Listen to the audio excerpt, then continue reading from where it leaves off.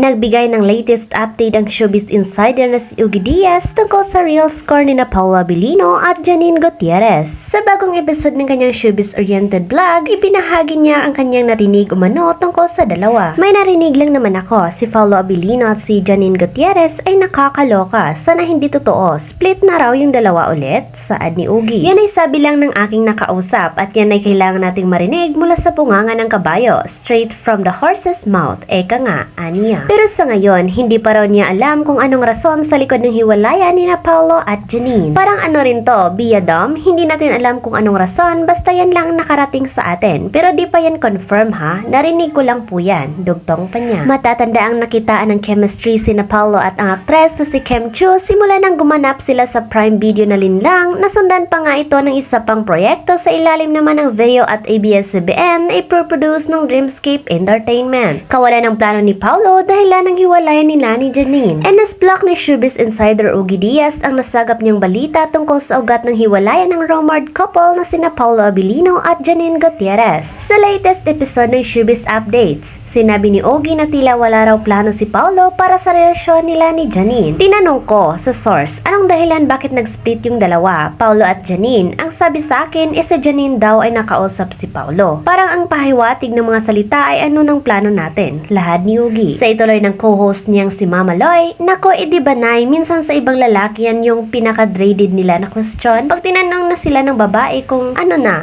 bang plano mo sa akin? Maiintindihan naman natin yan, yung mga ganyang sitwasyon, lalo na kung may kanya-kanya silang career, sabi naman ni Ugi. In fact, may plano naman daw talaga si Paolo para kay Janine, pero magkakaroon lang daw ng katuparan ng mga plano nilang magpapakasal at pagpapamilya kapag nakagraduate na ng kolehiyo ang anak nitong si Aki na magka-14 anyos pa lang. Nagbigay naman ng pasubali si Ugi sa unang bahagi pa lang ng vlog na wala pang kumpirmasyon ang tungkol sa inuulat niyang dahilan ng hiwalayan ni Paolo at Janine. Nagsimula raw itanong ni Janine ang tungkol sa pagpaplano ng kasal at pamilya kay Paolo nang muli silang magkabalikan ng aktor. Matatandaan kasing nakitaan ng chemistry si Paolo at ang aktres si Kim Chiu simula noong gumanap sila sa primetime video na linlang, nasundan pa nga ito ng isa pang proyekto sa ilalim naman ng Veo at ABS-CBN na ipoproduce ng Dreamscape Entertainment. Dahil dito, umugong tuloy ang bali-balitang hiwalay na raw sina Janine at Paolo kahit wala pa namang opisyal na payag ang dalawa tungkol sa totoong estado ng kanilang relasyon. Pero inamin ni Janine sa isang panayam na may espesyal na ugnayan daw na namamagitan sa kanila ni Paolo. Sa katunayan, nanligaw pa umano sa kanya ang aktor. Isang buwan matapos maiulat ang tungkol sa kanilang hiwalayan, kasunod namang lumutang ang balitang nagkabalikan umano ang dalawa. May mga nangungulit sa akin, nag-iwasan daw ba sa burol ng manager nilang si Leo V. Dominguez sina Paolo Abilino at Janine Gutierrez noong linggo? Para sa mga nakakaalam talaga, walang iwasang naganap sa pagitan ni Paolo at Janine. Naunang dumating sa burol si Janine kasama ang kapatid na si Diego Gutierrez at inang si Lotlot de Leon. Sa pagkakaalam ng mga nasa burol na paalam na si Janine pati na ang kapatid na si Diego bago pa man dumating doon si Paolo. Nang dumating naman si Paolo at pumasok sa chapel, magkatabi kami sa upuan ni Lotlot at nagkukwentuhan tungkol sa wish ni Leo na makuha na ang trophy ni Janine for the best actress mula sa Speed. Nakakahappy rin na mismong si Paolo ang lumapit sa kinalulugaran namin ni Lotlot para magbigay galang.